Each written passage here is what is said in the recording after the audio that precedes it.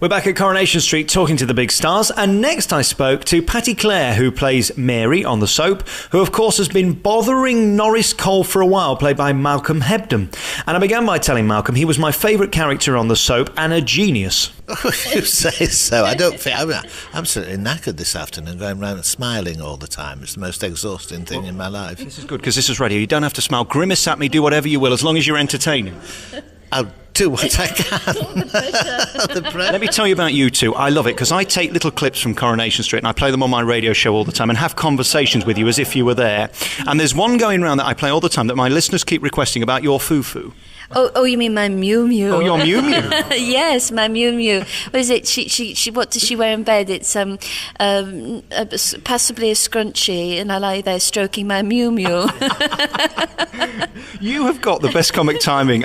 This is what I love about Coronation Street, and to be honest, it is my favourite soap. There's no point denying it. The comic timing is brilliant, and you two have worked so perfectly together. Is it fun when you find that chemistry just works? It's very lucky. It doesn't work with everybody, and I mean, we were total strangers. Yes. She'd never heard of me because she doesn't have a television, and I'd worked a lot in Scotland, and so we were just very lucky. Yeah, it's based on trust, actually, probably misplaced, but I'll end up with a knife in my back one of these days. No, it's trust and also theatre experience. I think if you do a lot of theatre plays, you kind of have like Malcolm said earlier, a bit of a shorthand, you know, that you both recognise, and comedy is all about timing. She says stuttering, but you know, it's you know, it is a two-way street. So we are very lucky. And we all love this love affair between you that isn't happening on your part, but in your head it's there. Oh, it's so happening in Mary's head. Yes, it is. She has set her cap at Norris. So there we are. May I ask, what's going on with Norris? Because he deserves a good woman. Stone is silent. I've got too many women. I've got Rita, I've got Emily, and now I've got this dragon, and it's a nightmare. I just wish they'd leave me alone with my train set. You two are brilliant together. I got to pick up on something you said earlier, that you haven't got a telly. No. What do you do in the evening? Well, that's a very private question. No, what happened was I love telly. It's not because I disagree with it. It is like catnip. I will watch maybe 8-9 hours in one sitting. So I decided a few years back that I would see if I could live without. I'd gone away to do a job in Scarborough, and I decided when I came back, fresh start, no telly. And it was a big old box thing. It was like a boat. It was horrendous, really old telly. So I moved it downstairs out the flat and then proceeded to fill my time.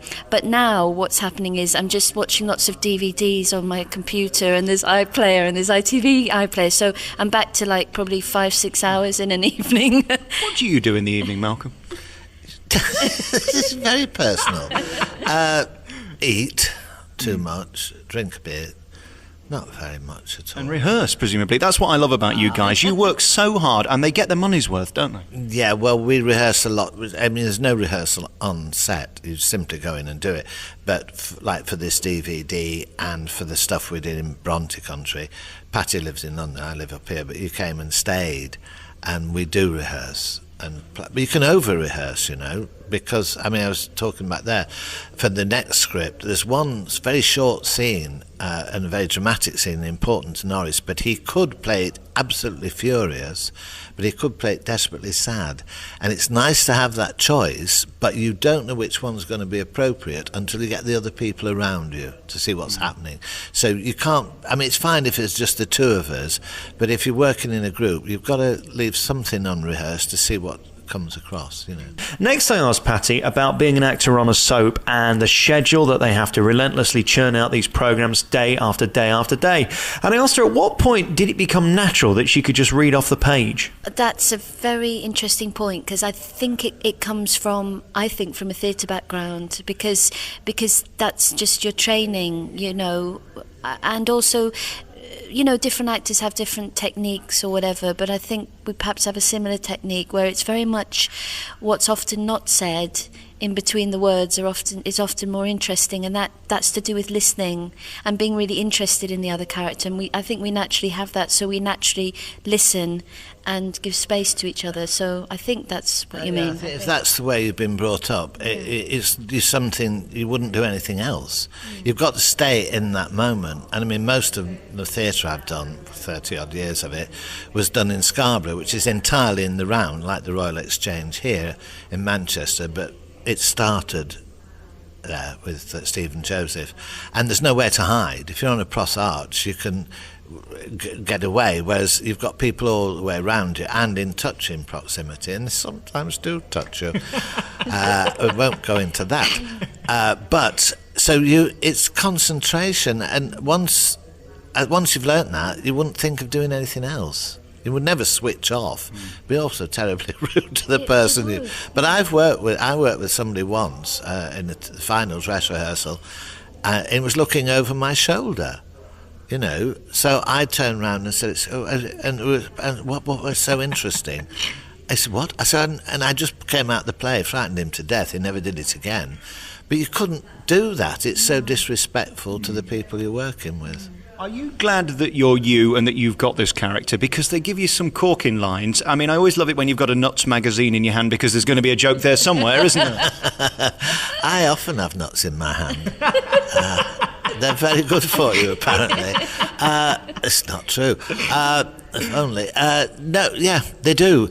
I think in a way, when you first go into the street, and this is what Patty's done very successfully, is they don't always know what they've got. They don't always know where they're going to go with the writing. So anybody new comes in, I say, try and be daring. Be positive.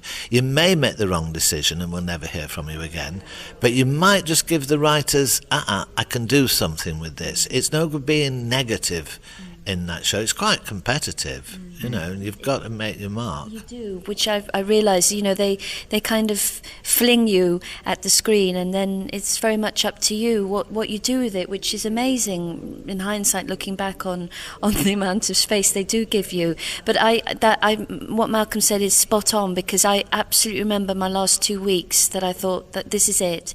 So I thought, you know what, I'm just going to be brave and have fun, and I had 3 little scenes, I think, in Emily's house, and I'm sure because I just went for it and did something a bit daring, I think that the writers went, oh, I see, and then they picked up on something, and then it's mutated into this thing. Creature. I retract everything I've said. I have to live with you now.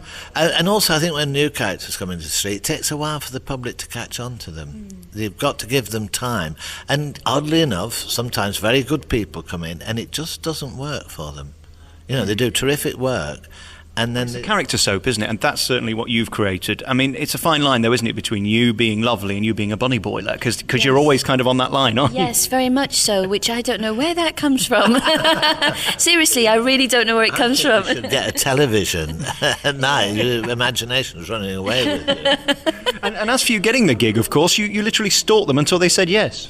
Well, this was a long time ago when I came out of drama school. I really wanted to be in the show, so I kept writing to the then casting director James Bain, and they were one of the few casting departments that would reply to an actor, young actor, which is really encouraging. So of course I was encouraged. So, and then I thought, I'll help them along, I'll write a scene. So I wrote a scene, and of course that was it. Absolutely not. But I like to think it kind of made the cause for, like, whenever it was, well, it would have been 17 years ago, and you know, finally it's paid off. Yes. It's not the advice you would give to somebody of my age. I haven't got 17 years to wait for the job. Tell me about when you're going through your day and you hear a double entendre here and an innuendo there. Are you tempted to say to the writers, could you stick that in, because you know how you're going to say it best, and sometimes you've just got the corkers? Yeah, the double entendre and innuendos, I mean, certain writers write more of them, but the thing is, Norris must never be aware of what he's saying, you know. I mean, if he's, you know, you're always going to have a look at the Nuts magazine, it could mean peanuts in his head. But he mustn't be aware of any of that. Otherwise, it's too vulgar and it's not right for the street. So you can only leave it to the audience to decide, you know, for them Fortunately, I'm a very innocent, simple person, and it comes naturally to me. Very finally, before we go, your parts in this, I mean, I've seen the front cover of it, and what beautiful pictures these are on this DVD. You look delicious, may I say? Thank you very much. I think I've been airbrushed. I really do. Look, I can say I have been airbrushed. Yeah. Oh, no, they haven't. You do look like that. I've been airbrushed. That's you. With an airbrush effect. Do you mind being airbrushed? Not the person I've been working with. Have you got a sister or something? Oh, no, it is. It's very well done, isn't it? It's really colourful. I hope people find it fun. Shows like that. Yeah. I mean, it's like a film. Yeah. A fun film for people to watch on Boxing Day. Yes. There's no smut, no nonsense, just fun. I have loved this. Thank you so much for talking to me. Come on again, Patty Clare, the new big star of the soap, and you've made it your own. Congratulations on that, because it's easy to be distracted by bigger personalities than yourself, isn't it? And you've managed to do that so beautifully. There's no chance of that. We were having she's only been in the show 2 months. We were having a coffee on the street, because I smoke, and this woman came up to her and said, "Could I take your photograph?" And she said yes, and turned to me and said, "You can be on it as well if you like." And I thought, I must have Talking of the smoking thing, very finally, a mate of mine just phoned me. He said, "Where are you going?" I said, "I'm going to Coronation Street to talk to Norris."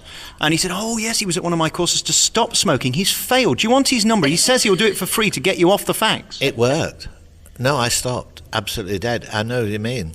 No, I stopped for 3 months. So why are you back on the fags again? It's complicated. And it's serious. There is a condition which, about 2 months after stopping smoking, and I really truly can stop, it's not a tale, I get severe colitis.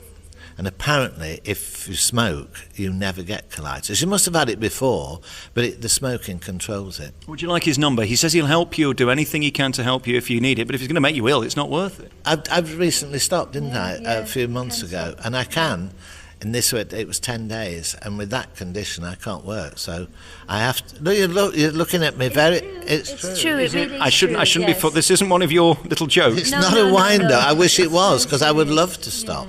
Well, you must do, because we don't want to lose you. That's the thing. If you left this soap, I would switch off. I'm telling you now. Do you know, he's fitter than me. He has lower cholesterol than me. You really?